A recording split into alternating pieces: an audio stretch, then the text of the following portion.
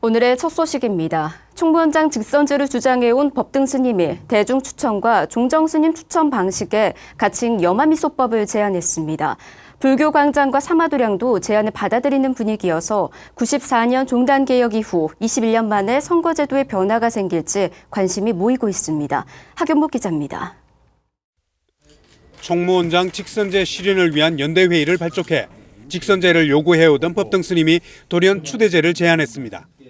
법등 스님은 어제 오후 총무원장 자성 스님과 종회의장 승문 스님을 비롯해 불교광장 회장 지용 스님, 사마도량 대변인 장명 스님, 총무부장 지연 스님 등이 참석한 가운데 기자회견을 열고 이같이 밝혔습니다. 가칭 염화미소법은 총무원장 후보자 검증을 거쳐 3인의 최종 후보자를 추천하고 종정 스님이 추첨해 선출하는 방식입니다.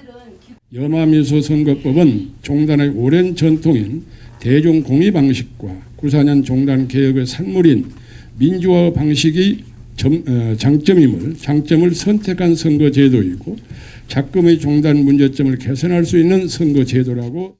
염화미소법은 종단 호법부와 사회기구의 신원조회는 물론 1년간의 개인 사유재산에 대한 금정 과정을 거쳐 선거인단에 의한 선거를 통해 득표순으로 3인을 추천하고 종정 스님이 이 중 1인을 추첨해 종단의 행정부 수장을 선정하는 방식입니다.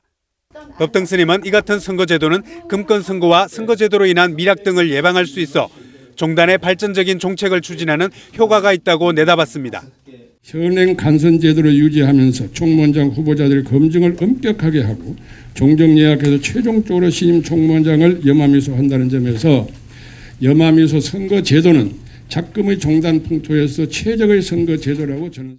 사마도량은 지난 9일 법등 스님과 회동을 갖고 이 같은 제안을 수용했으며 불교광장 역시 어제 오전 운영위원회를 열고 제안 설명을 진행했습니다. 현 집행부도 염화미소법 제안을 긍정적으로 받아들였습니다. 승가 공동체 본연의 모습으로 대표자를 선출하고 한국 불교의 진면목을 잘 드러낼 수 있는 방안을 찾도록 논의가 진행되었으면 합니다.